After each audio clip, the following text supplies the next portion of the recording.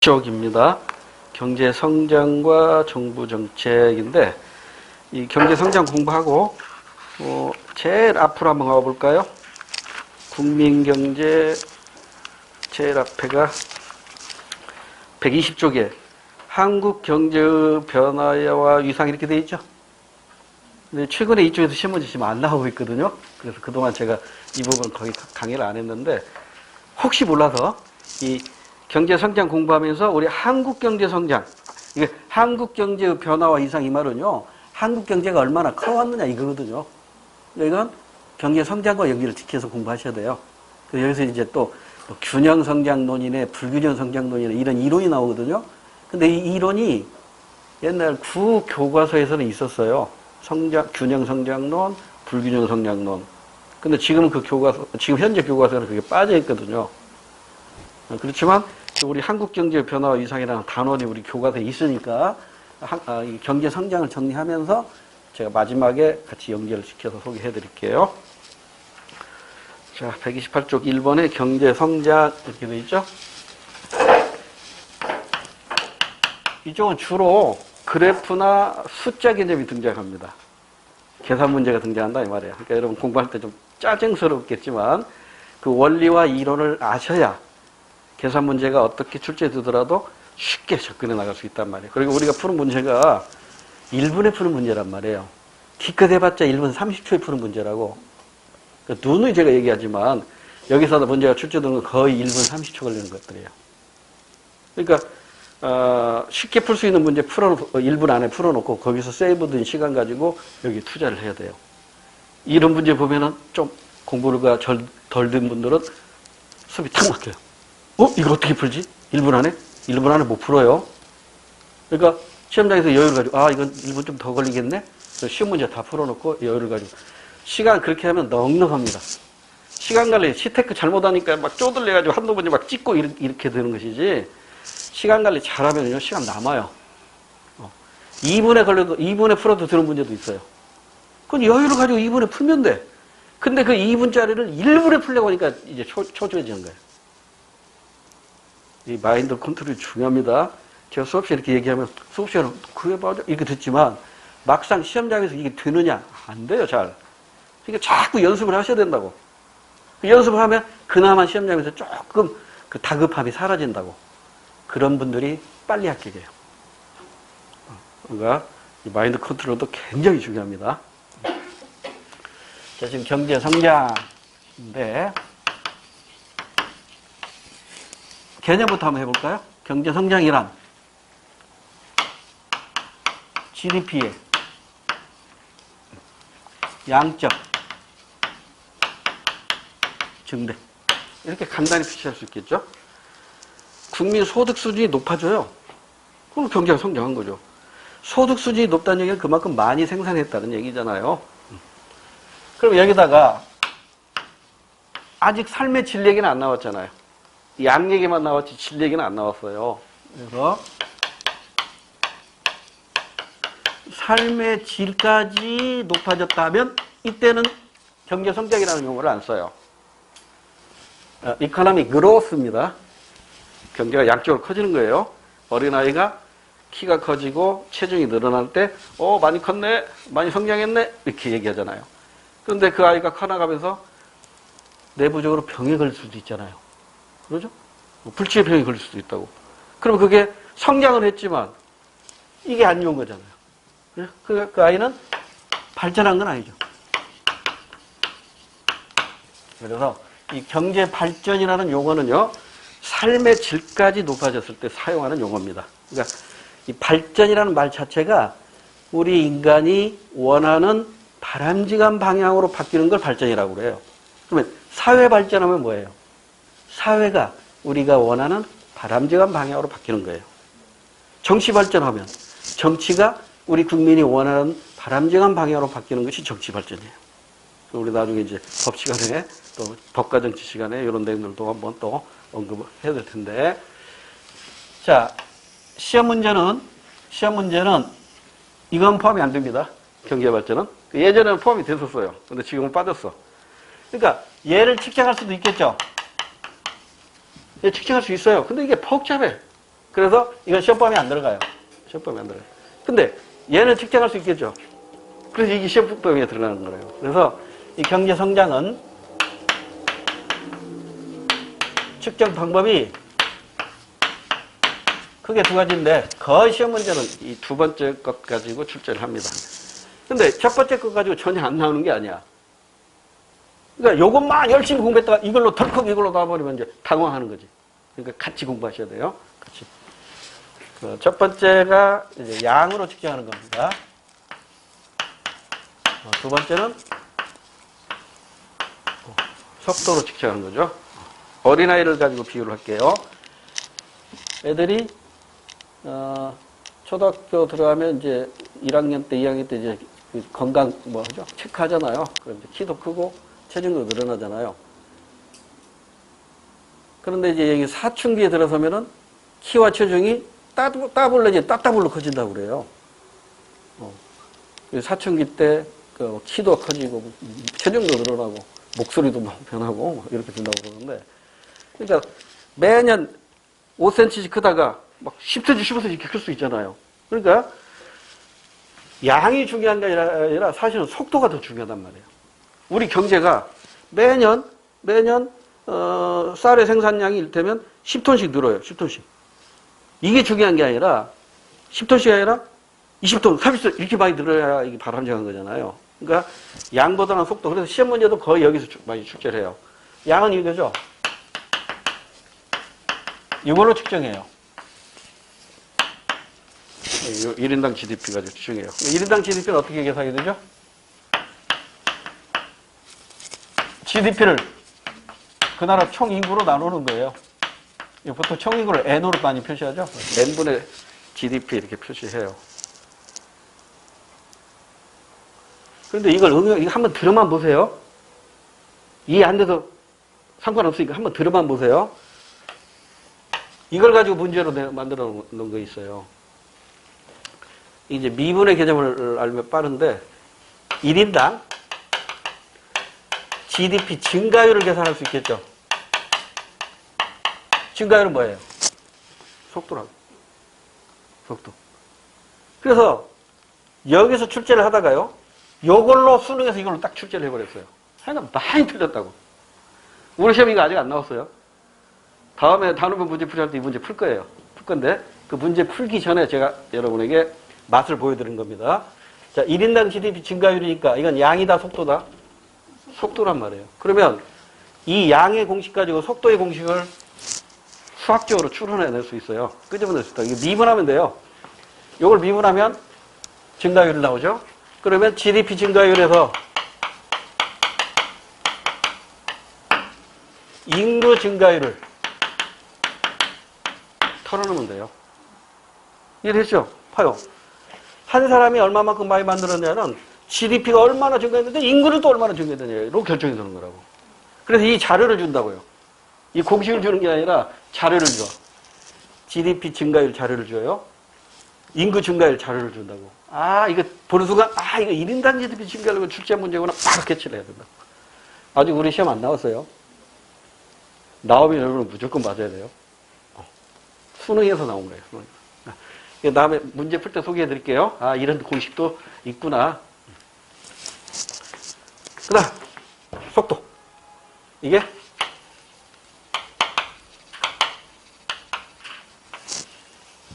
경제 성장률이죠. 자, 경제 성장률이니까 다시 우리 첫 시간으로 들어가 봅시다. 이건 비율일까요? 변화율일까요? 변화율이죠. 비율은 플러스 영역만 존재하는 게 비율이고요. 플러스 영역도 존재하고 마이너스 영역도 존재하면 그게 변화율이라고요. 그러니까 경제 성장률은 플러스 앞으로 갈 수도 있고요. 마이너스 뒤로 갈 수도 있어요.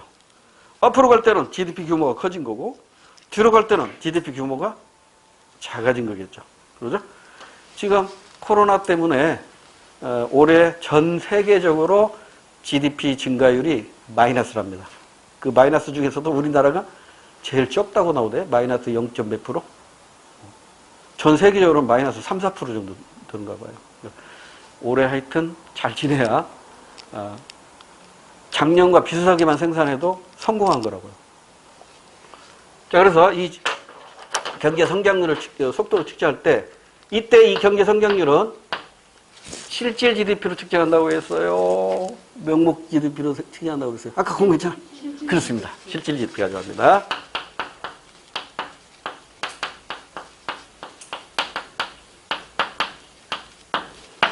경제 성장률 이퀄 실질 GDP 증가율이에요. 그러면 여기서 실질 GDP는 어떻게 계산이 된다? 당량, 당가, 기가. 기준연도 가격. 근데 이 기준연도 가격은 고정되어 있다고 그랬잖아요. 그러니까 고정된 가격에 생산량이 늘면 늘수록 실질 GDP는 늘어나는 거겠죠. 고정된 가격에 생산량이 줄면 실질 GDP는 줄어들겠죠.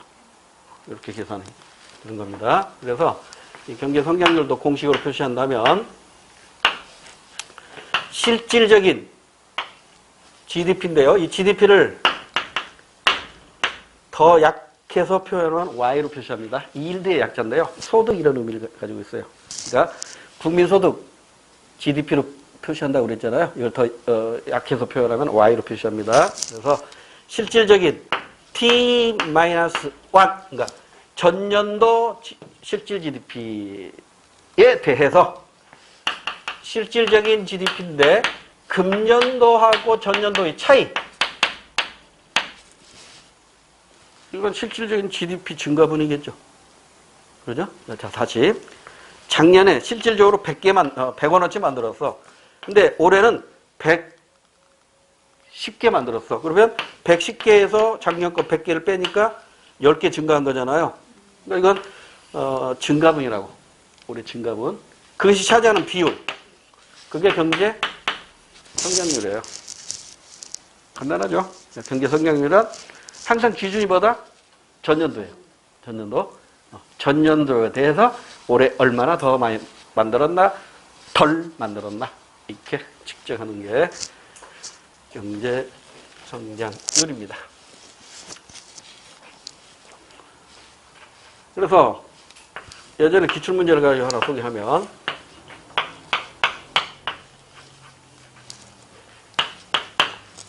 자, 어떤 나라의 경제 성장률이래요. 그리고 시험 문제가 여기를 80년대. 이 나라가 80년대 취했으리라고 예상되는 경제정책은 뭐냐 이렇게 출제를 했다고.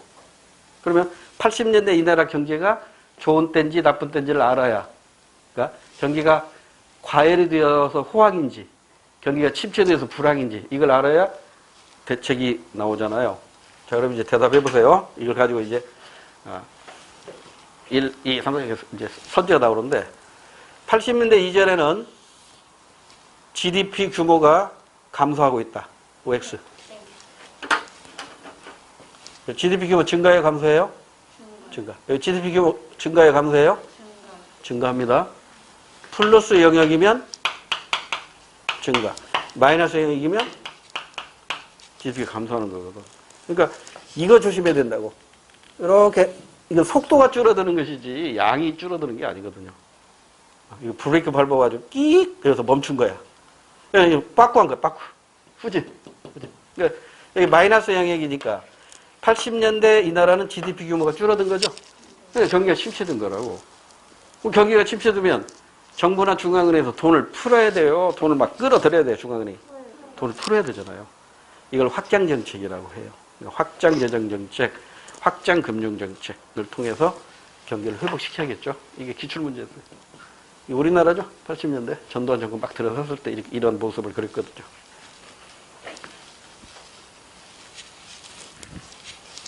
자, 이와 관련된 계산 문제라든가 그래프 문제는 이제 이론 다 정리해놓고 기출문제 가지고 정리하고 기출문제만 가지고도 완벽하지는 않아요. 다양한 모습으로 문제가 출제되니까 새로운 문제들도 많이 접해봐야 됩니다. 자, 그래서 경제성장 이렇게 측정한다. 그래서 방법까지 있고 그 다음에 이제 경제성장을 하려면 사람도 마찬가지잖아요. 밥 잘 먹어야죠. 근데 밥만 잘 먹어서 되는 게 아니잖아요. 적당한 육류도 섭취를 해야 되고 경제성장의 요인이 있죠. 그 요인은 우리 교재대로 한번 쭉 보세요. 우리 교재를 보면 128쪽 보세요. 노동, 자본, 자연자원, 기술, 정부 정책. 쭉 나와 있죠? 이거 한번 읽어보시면 돼요. 그 위로 잠깐 볼까요? 경제성장의 의미 말씀을 드렸고, 측정 말씀을 드렸고, 70여 법칙 몰라도 돼요.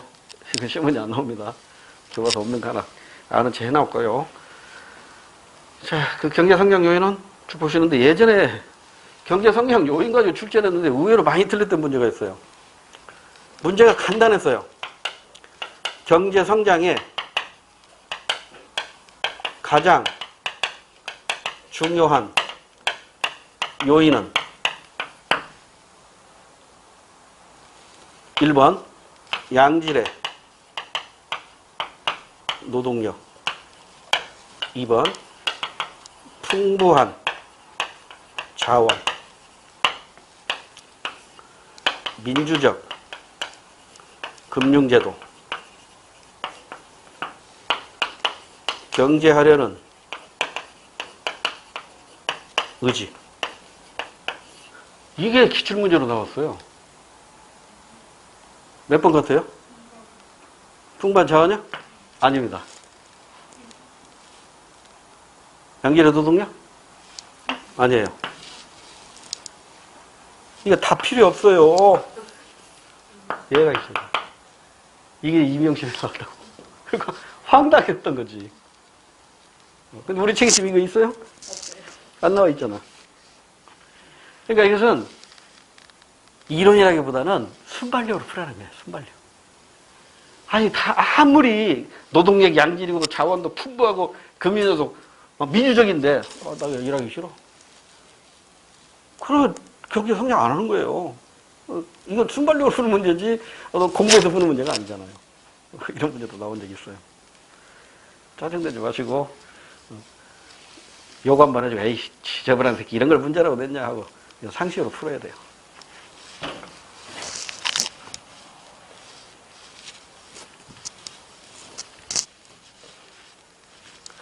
자, 그 다음에 오른쪽 페이지 실질 GDP 계산. 이건 제가 해주는 것보다 여러분 직접 한번 해보세요. 아까 그 공식 말씀드렸잖아요. 명목 GDP는 당량, 단가. 당해년도 생산량에다가 당해년도 가격을 무조건 곱해야 된대요. 그러니까 상품이 하나면 하나만 하면 되는데 상품이 두 개면 두 개 계산해야 되고 상품이 세 개면 세 개 계산해야 되는데 지금까지 우리 시험에서는 두 개만 제시했어요. 좀 어렵게 하려면 어렵게 아니라 조금 난이도 높인다 표현하면 이게 세 개 내면 시간이 좀 많이 걸리니까 막 초조해질 거 아니에요. 여유가 풀면 돼요. 아직 세 개까지 서울신가는 세 개 가져냈어요. 서울시는 세 개 가져냈는데 우리 국가직이나 지방에서는 두 개로 거의 되더라고요. 그러니까 두 개 재화 나오면 두 개의 각각의 당해년도 생산량에다가 당해년도 가격을 곱하면 명목 GDP가 나오는 거고 당해년도 생산량에다가 과거 가격, 기준연도 가격을 곱하면 실질 GDP가 나오는 거예요. 계산해가지고 실질이 크면 물가가 내린 거고 실질이 작으면 물가는 오르는 거예요. 명목이 크면 물가는 오르는 것이고 명목이 작아지면 물가는 내린 것이고 그렇게 이해하시면 돼요. 자, 그 다음에 그 아래 그래프 한번 볼까요? 각국부터 볼게요. 자, 각국은 실질 GDP가 일정한 가운데 명목 GDP가 커지고 있죠? 물가 오르고 있어요. 기준연도는 몇 년? 2011년. 그렇습니다. 2011년도가 기준연도죠. 오케이? 자, 이해가 안 되더라도 한번 들어보세요. 이거 조금 이따가 공부할 건데 미리 예습 한번 해보게요.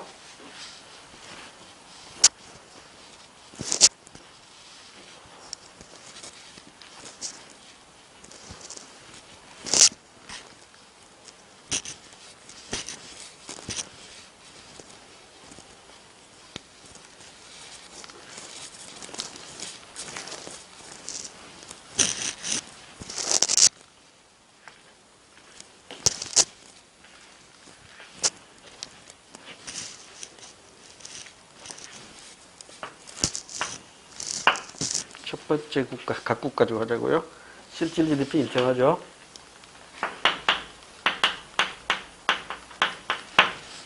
명목 GDP가 증가했어요. 자, 일단 이해가 안 되더라도 한번 들어만 보세요. 여기가 기준연도죠? 이게 기준연도예요. 그럼 기준연도는 물가가, 이 물가가요?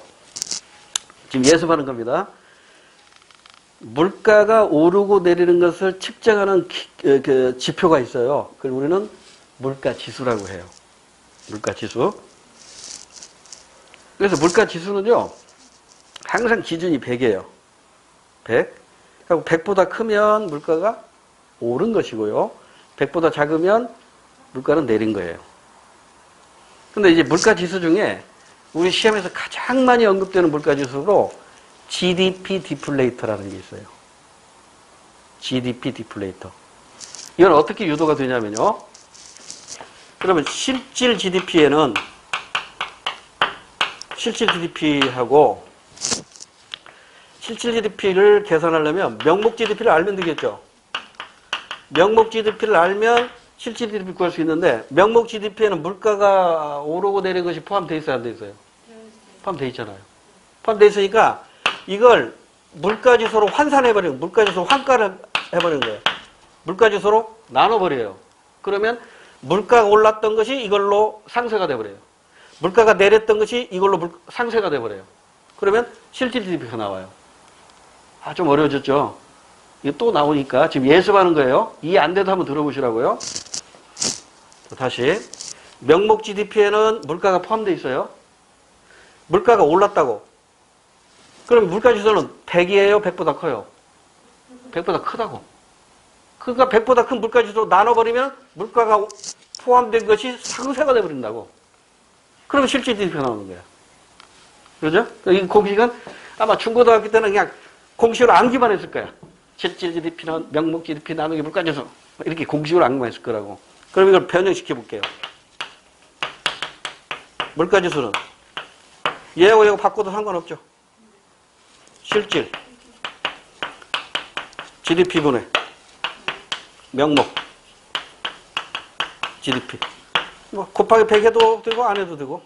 그러니까 물가지수는 대부분 100으로 표시하니까 곱하기 100 하면 100 나오면 얘하고 얘가 같다는 얘기지. 그럼 보세요. 실질 GDP하고 명목 GDP가 같다는 얘기는 물가가 올랐다는 얘기야, 내렸다는 얘기야. 변함없다는 얘기야. 그럼 물가지수는 항상 여기는 얼마가 돼? 100이 되는 거야. 그러니까 기준연도에는 항상 물가지수가 얼마?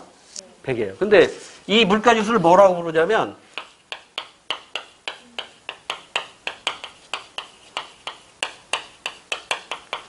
GDP 가지고 환산해서 계산한 물가지수다 이런 뜻이에요. 그래서 이걸 GDP 디플레이터라고 부르는데 디플레이터는 우리나라 말로 굳이 번역하면 환가지수 이렇게 표현하는데 대부분의 책에서 그냥 원어대로 씁니다. 국제 공통어이기 때문에 GDP 디플레이터가 뭐다? GDP 가지고 어떤 GDP 가지고 명목 GDP하고 실질 GDP 가지고 물가지수를 환산해낸 거예요. 그러니까 100이면 분모인 실질 GDP하고 분자인 명목 GDP가 같다는 얘기죠. 그럼 물가는 안정된 거라고. 그러니까 이게 기준연도가 되는 거예요. 그러면 이쪽 영역을 한번 볼까요? 이쪽 영역은 그러니까 기준연도를 지난 이쪽 영역은 물가지수가 100보다 클까요? 작을까요? 100보다 크겠지. 100보다 크겠지. GDP 디플레이터가. GDP 디플레이터 100보다 크겠지. 물가가 올랐으니까. 그러면 왼쪽 영역은 이쪽 영역은 GDP 디플레이터가 100보다 클까 작을까? 작겠지. 실질이 위에 있고 명목이 아래에 있잖아. 실질이 높잖아. 그러니까 물가가 내렸으니까 실질이 높다는 얘기잖아요. 시험 문제 이거 이해를 해야 이런 문제를 풀 수 있단 말이에요. 자, 그럼 이제 그 아래에 있는 그림을 볼까요? 그 아래에 있는 그림은 이번에는 이제 명목 GDP가 일정한 걸로 나와 있어요. 명목 GDP가 일정해요. 그리고 실질 GDP가 줄어들고 있죠.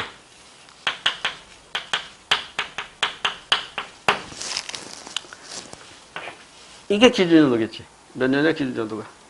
2011년. 이게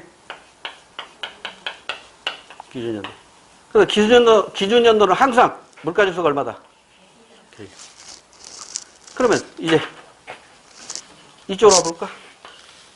이쪽은 실질이 위에 있고 명목이 아래에 있죠. 실질이 크네? 물가가 올랐어요? 내렸어요? 내렸어요. 그러면 물가지수는 이거보다 작겠지. GDP 디플레이터는 이거보다 작겠지. 이쪽은 명목 위에 있는데 실질이 아래에 있는데 실질이 작다는 얘기는 물가가 올랐다는 얘기. 물가 올랐으니까 물가지수는 100보다 크겠지. 하나만 더 해볼까?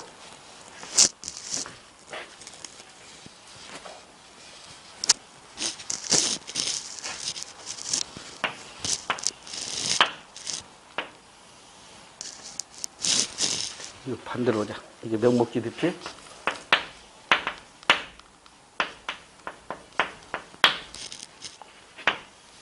실질 GDP. 여기가 기준연도예요. 명목과 실질이 같은 게 기준연도지. 기준연도 물가지수가 얼마? 100. 여기는 물가지수가 100보다 커요, 작아요? 여기는. 여기 보세요. 지금 명목은 일정한데 실질이 커지고 있으니까 물가가 오르고 있는 거죠. 아, 물가 하락하고 있는 거죠. 물가 하락하고 있으니까 여기는 GDP 디플레이터가 이쪽은 GDP 디플레이터가 100보다 커요, 작아요? 이쪽 100보다 커. 100보다 클 수밖에 없지. 그러니까 실질이 줄어드는 것이죠. 부동호가 바뀌었죠? 이해를 해야 된다고. 암기 갖고 이거 틀 일이 아니라고. 여기는 지금 실질이 크니까 물가가 하락한 거죠. 물가가 하락했으니까 100보다 작겠지, GDP 디플레이터가.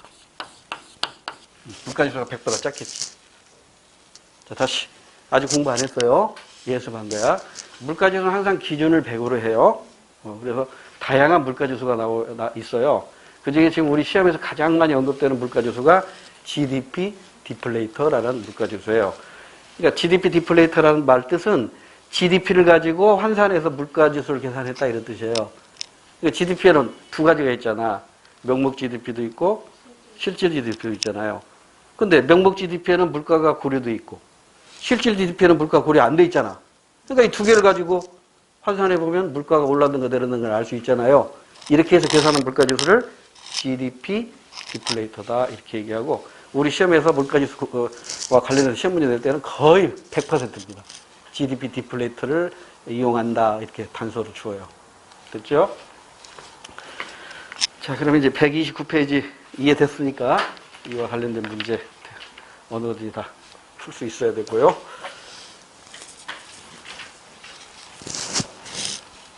이론 정리 다 마무리하고 우리 기출문제 풀어보게요. 기출문제 풀면 왜 이런 이론이 필요했는가를 알 수 있어요.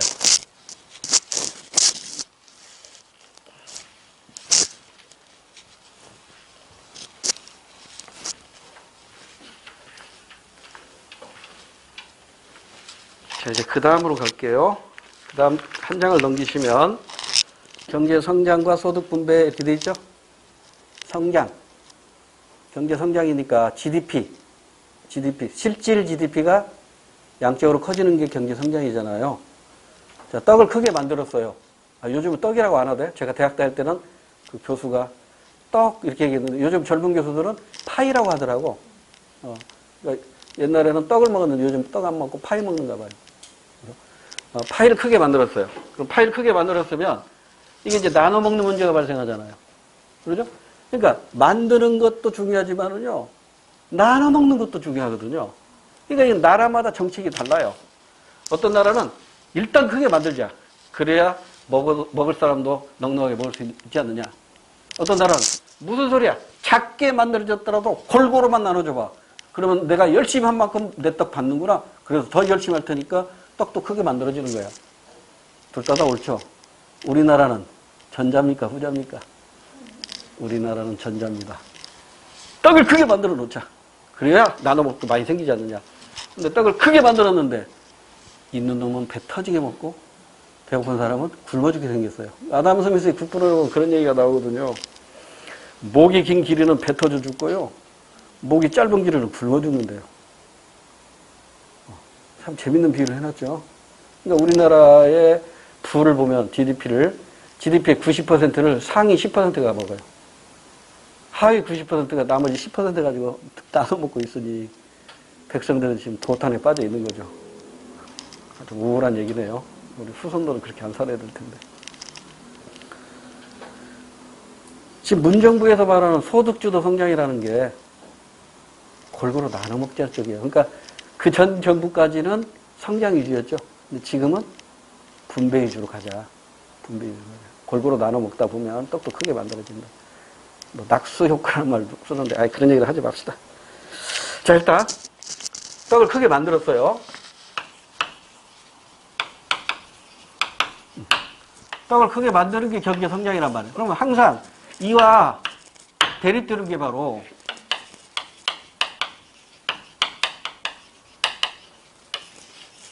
이거라고. 파이를 크게 만들었으면 이제 어떻게 나눠볼 것인가. 이게 중요하다고요.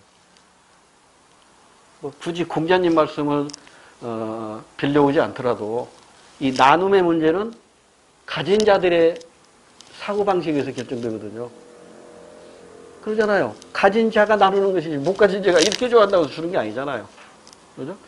그래서 선비가 할 도리가 바로 공평한 분배를 하는 게 선비가 하는 일이래요.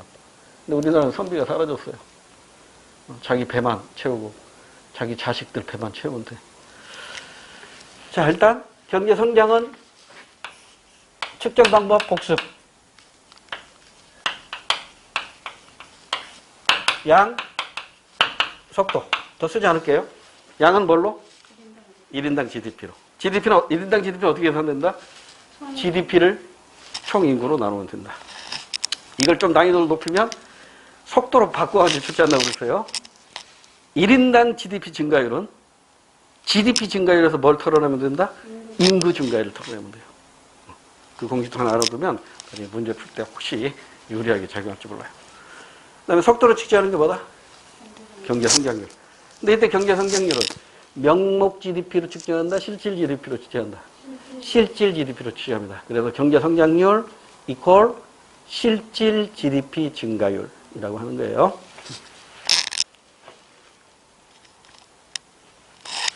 자, 이제는 이쪽으로 갈게요.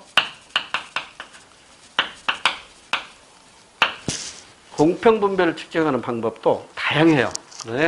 그런데 우리 시험에 들어가는 것은 한 세 가지 정도 측정 방법은 노렌츠 곡선을 활용합니다. 노렌츠 곡선을 활용해 가지고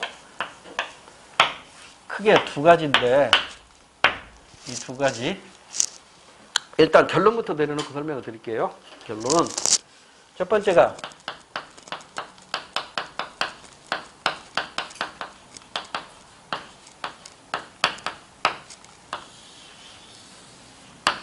예고, 두 번째가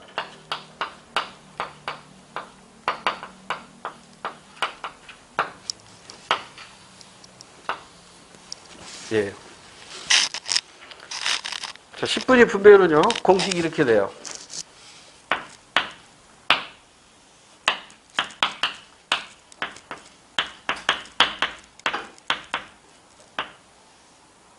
상위 20% 소득 합계에 대해서 하위는 그 2배.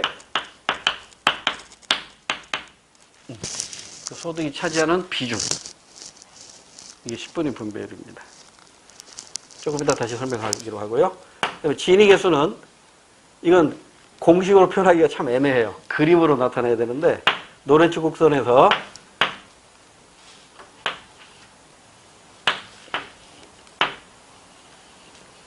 이렇게 표시를 해요. 자, 그럼 이제 노렌츠 곡선이 뭐냐 이걸 알아야 되잖아요. 여기다가 사각형 하나 그릴게요.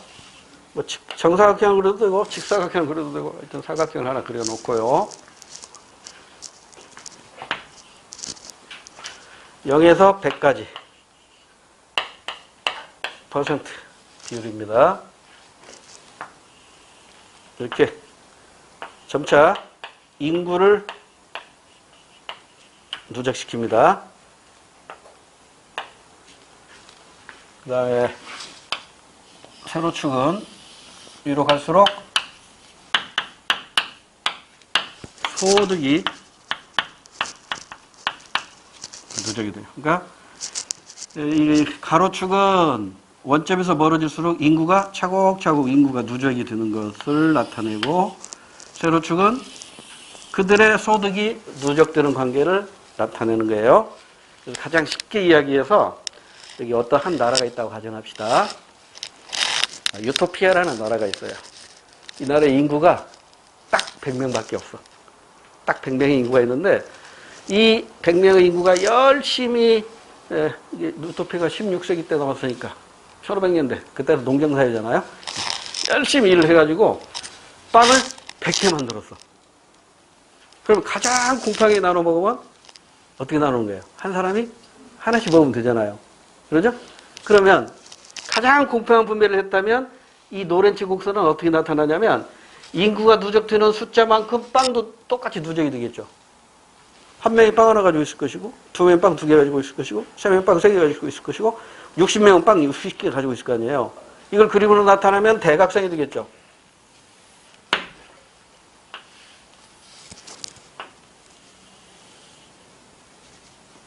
이렇게 대각선이 되겠죠.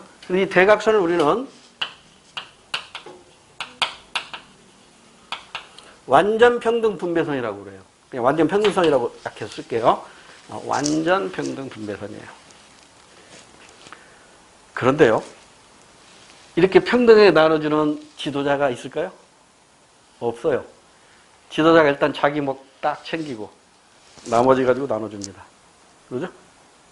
그런데 빵이 100개 만들어졌는데 지도자는 하나도 안 갖고 빵을 120개 나눠줄 수 있을까요? 없어요. 근데 그렇게 나눠준 나라가 80년대 있었어요.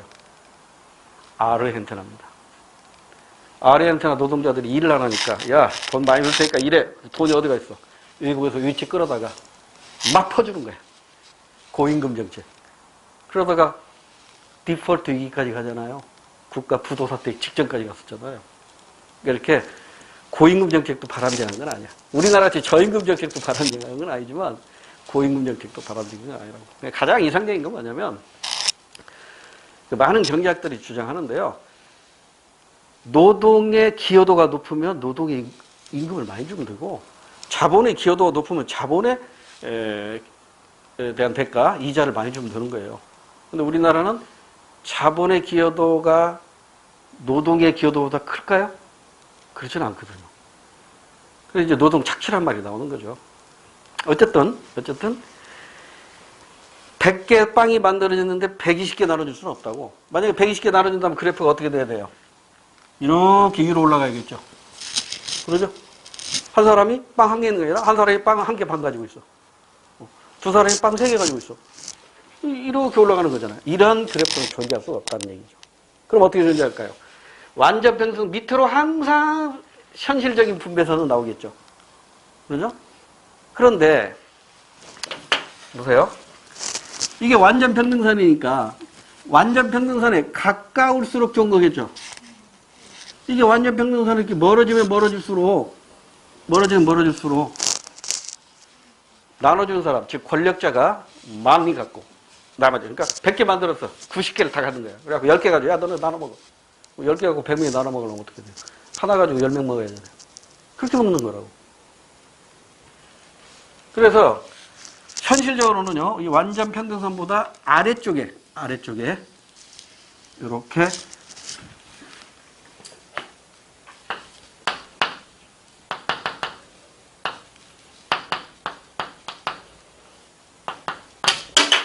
분배 곡선이 존재해요. 우리는 이 사람 따가지고, 이 사람 이름 따가지고, 이걸 노렌치 커브라고 해요. 노렌치 곡선. 이게 노렌치 곡선이에요. 일단 가장 기초적인 시험 문제. 노렌치 곡선은 대각선에 가까울수록 좋은 거예요. 가까울수록. 멀어질수록 불공평한 것이고요. 그러면 이제 이 면적이 나오겠죠? 이게 불평등 면적. 이 불평등 면적을 알파라고 합시다. 그러면 대각선 아래에서 알파를 뺀 나머지 면적을 베타라고 하자고. 그러니까 이거 뭐예요? 알파 플러스 베타 면적 중에서 요 완전 평등선 밑에 있는 이 면적 중에서 불평등 면적, 즉 알파가 차지하는 비중, 이걸 진위계수라고 해요. 그러면 왜 진위계수가 나왔냐면 이게 시대적으로 보면 얘가 먼저 나오고 그 다음에 이제 진위계수가 나오거든요. 그 왜 그러면 진위계수가 나왔냐면 얘가 문제가 있기 때문에 그래요. 얘 어떤 문제냐면 보세요. 이걸 보면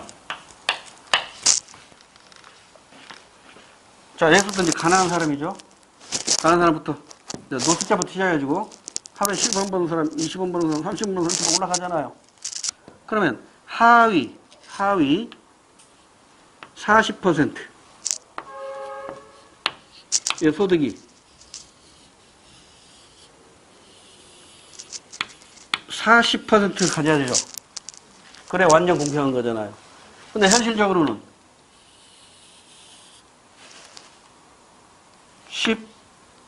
15밖에 못 갖는 걸 가정해봐요. 그러니까 100명의 인구가 있는데 40명이 40개 빵을 가져야 되는데 40명이 15개 갖고 나눠 먹는 거예요. 이거죠?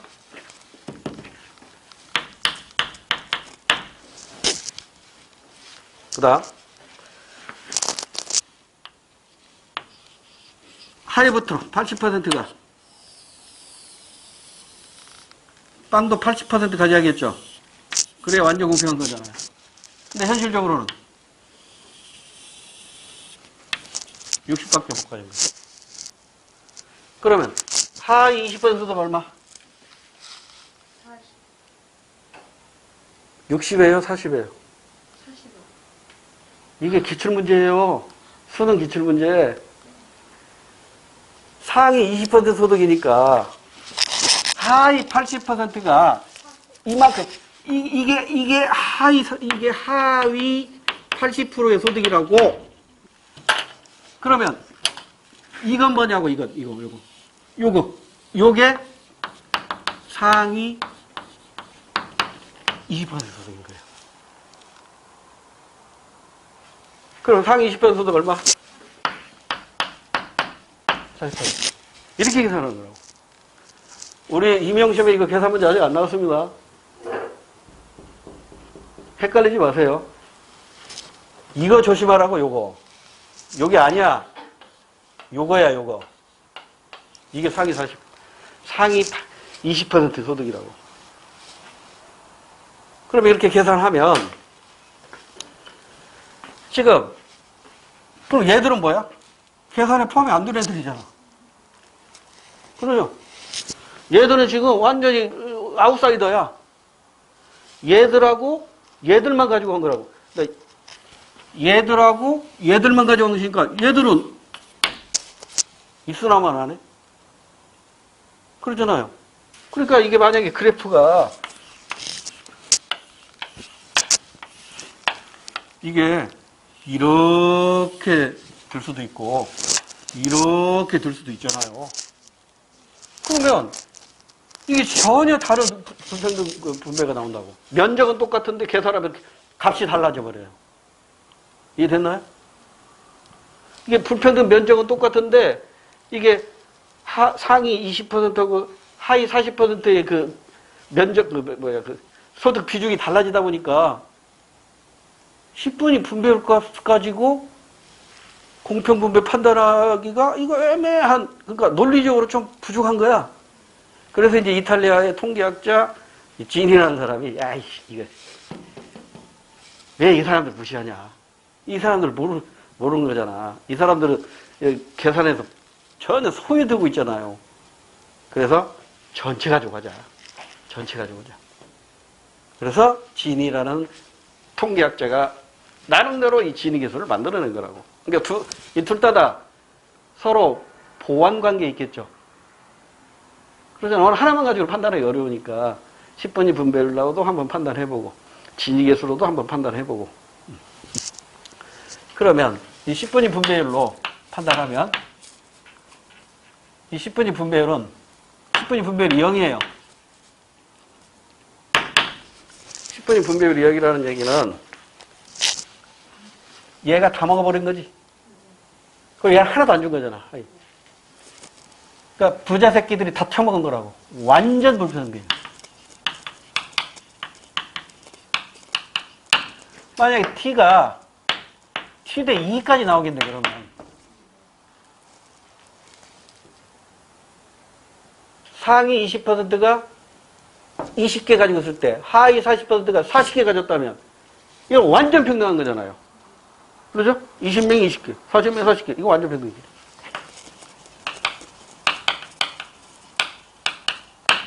그래서 이 10분위 분배율은 0에서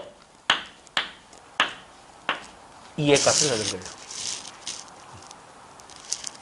0일수록 좋다, 2일수록 좋다. 2에 가까울수록 좋은 거야. 2에 가까울수록, 2에 가까울수록.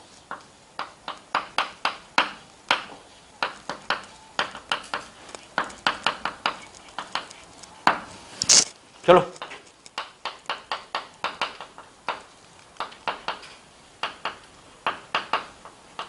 근데 크다고 무조건 공평분배라고 얘기할 수 있다 없다? 없어요. 왜? 노란치 곡선의 모양이 어떠냐에 따라서 값이 달라질 수 있으니까. 그런데 우리가 또 하나 알고 가야 할 것은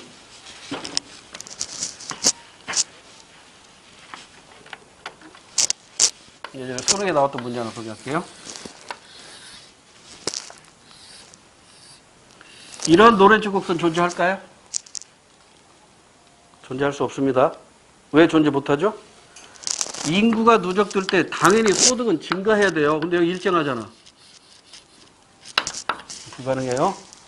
그러니까 노란치 곡선은 항상 기울기가 양수라야 돼요. 기울기가. 그러니까 이러한 노란치 곡선은 존재할 수 있겠지.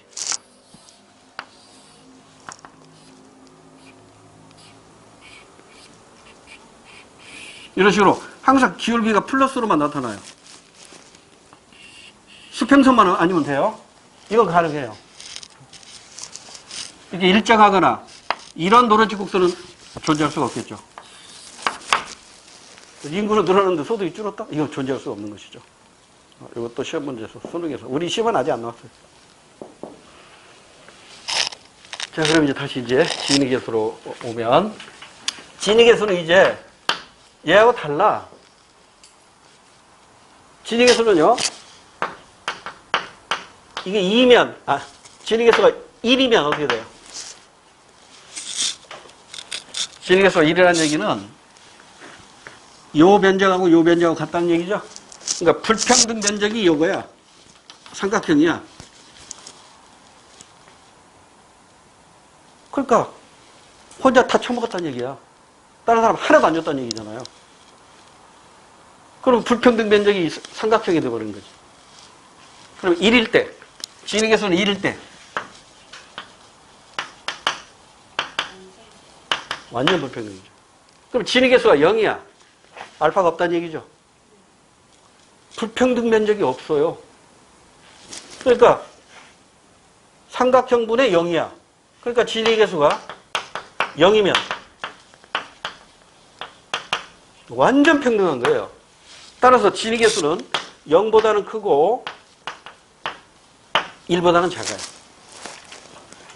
그런데 이 진위계수는 1에 가까울수록 좋다, 0에 가까울수록 좋다? 0에 가까울수록 좋은 거예요.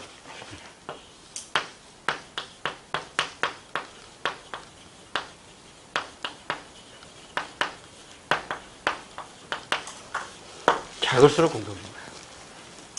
결론, 진위계수는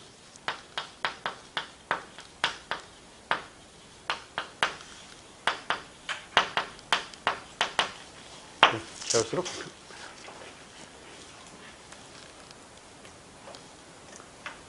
그래서 여기만 조심하시면 돼요.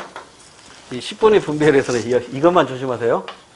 이거 60을 할 게 아니라 40을 한다는 거. 이것만 조심하세요.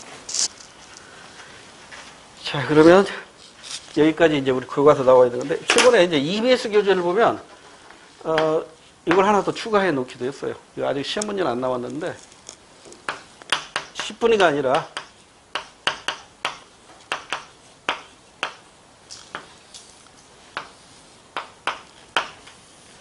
5분위 분배율. 이거 뭐냐면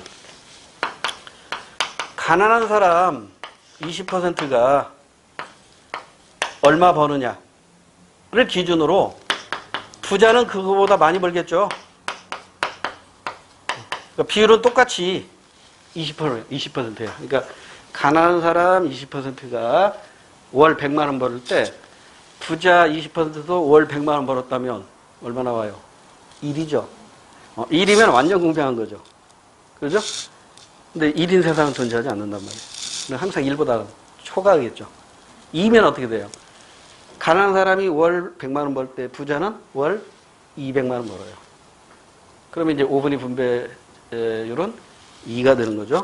그럼 현재 우리나라는 얼마냐? 약 7 정도 됩니다. 약 7 정도. 박근혜 정부, 이명박 정부. 그러니까 이명박 정부 때가 6점 얼마였는데 박근혜 정부 때하고 더 늘어났어요. 7 정도. 그러니까 가난한 사람이 100만 원 벌 때 부자가 한 700만 원 버는 걸로 이렇게 하시면 되는데 그것을 입증한 것이 어느 일간지에서 소개해놨더라고요. 서울시에서 가장 부자 동네가 대치동 저기 있는 강남입니다. 강남의 사교육비 지출액 하고 서울시에서 사교육비 지출이 가장 적은 동네가 금천구더라고요. 가난한 동네 금천구. 금천구는 경기도 시흥에 가깝죠. 금천구. 사교육비 비율이 딱 7배 차이 납니다. 그런데 서울대 합격률도 딱 7배 차이 납니다. 강남에서 서울대 7명 갈 때 금천구에서 1명 가요. 부의 세습이 학력의 세습을 가져오고 있어요. 돈 없으면 이제 배우지도 못하고 좋은 대학교도 못 가는 이런. 그래서 개천에서 용나던 시절이 끝난 이런 시대에 우리는 살고 있습니다. 이건 다음에 사회문화 편에서 다시 한번 따져보자고요. 기능동 갈등문 얘기할 때 다시 한번 따져보기로 하고요. 자, 이렇게 해서 이 노렌츠 곡선과 관련해서 시험 문제는 주로 10분위 분배율과 진위계수가 나옵니다. 그런데 EBS 교재에 이거 하나 또 언급이 되어 있기 때문에 이것도 혹시 몰라서 소개해드렸으니까 참고해 두시면 됩니다. 그러니까 5분위 분배율은 클수록 좋아요, 작을수록 좋아요? 작을수록 좋아요. 1에 가까울수록.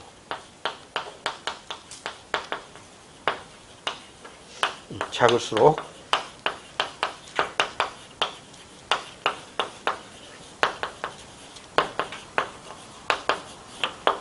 작을수록 공평 분배입니다.